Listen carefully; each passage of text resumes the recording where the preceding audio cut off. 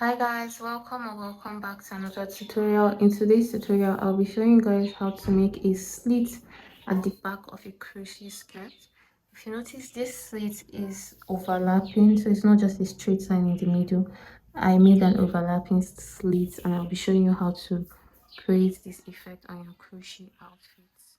Get up on the floor, dancing all night long. Get up on the floor, dancing to the break of dawn. Get up on the floor, dancing to the break of... So to start for the slit, I actually started recording a tutorial for this dress and something happened along the way. My phone crashed and I had to go on because it's an order and I have a deadline, so I couldn't wait till the phone got fixed. But the phone got fixed and I've gone this far, and I thought to myself, why not teach you guys how to make a slit, because this could be applicable even aside this dress to any crochet project. So I want to teach you how to make an overlapping back slit like you see in skirts, long skirts especially, because this is a long dress, and just a proper back slit that gives the illusion of a real slit. It's not just a straight line where you did not go into, like, it's not just you stopped working there, it's like a slit and it overlaps.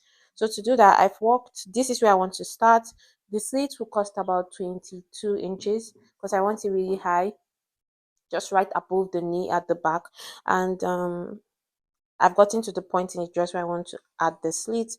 I've worked this row and I'm about to complete it, but I'll show you guys what I do different to create a slit, and then show you guys 2-3 rows after that. It's really pretty simple once you've gotten the first row right.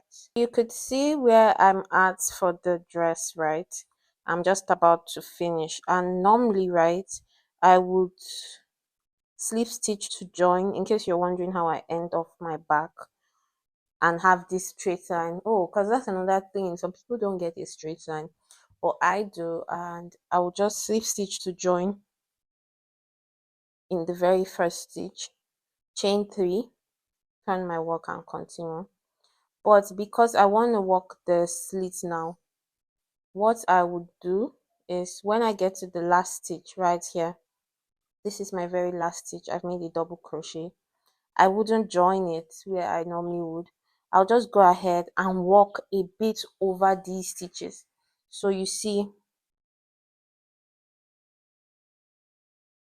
I would normally join here, turn my work and continue. But to make the overlapping slits, I would just walk a bit over these stitches right here. And I'll show you in some few seconds where I put it. But what I need you to know is that it might not look proper at first, but this is how it's worked, and when you start working it round, it comes out a bit better. Another thing is, however much wide you want your slit to be, you decide here. So if you just want it to be a bit inside, you stop somewhere here. If you want it to really overlap, you could go in a bit, but I'm somewhere in the middle, so I'll do 5-6 stitches and I would show you guys. It's not set in stone. You also want to make sure you're not skipping any stitch in the process, because at the end you still want to get your normal stitch count, right? So to do that, I'll just fold it in a bit because that helps me get the proper angle. Where chain 3 is coming from, I'll go into the back loop of that and make 1 double crochet. Now you want to check you don't have a wide gap or something weird here, and I'm seeing I have something weird here, so I'll do 1 here. I'll take off that one I've just done, put 1 right here. Mind you, I'm going in the back loop only. So the back loop is always the loop that is farthest away from you. This is the front loop, this is the loop close to me, and this is the back loop, the loop farthest from me. I'll just put it right there.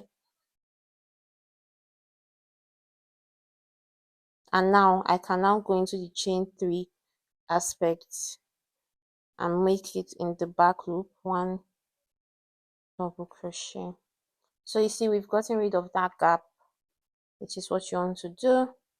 So next stitch is right here where this double crochet is. I would make 1, but you want to pick on the stitch underneath the double crochet. That's the stitch where the double crochet came from. Just want to pick at it. So right there. Next is this one. You know the double crochet was made on a stitch, so you just want to poke your hook through it. This way the double crochet itself, like the previous one, slips down and your slit overlaps. So I think I've done 3 so far, and I'll do 2 more. This is the 4th right here, and this is the 5th right here. So let's see how that looks. I hope I wasn't out of focus. This is what it looks like at the bottom, and this is what it looks like here. 5 is pretty fine by me. This is how I like it. Like I've said, you can go ahead and do a bit more, 6, 7, 8, or you can do less, stop at 3. But I want you to know, when you start working rounds again, you would work up until this point, right? And when you come back, you work up until where you stop.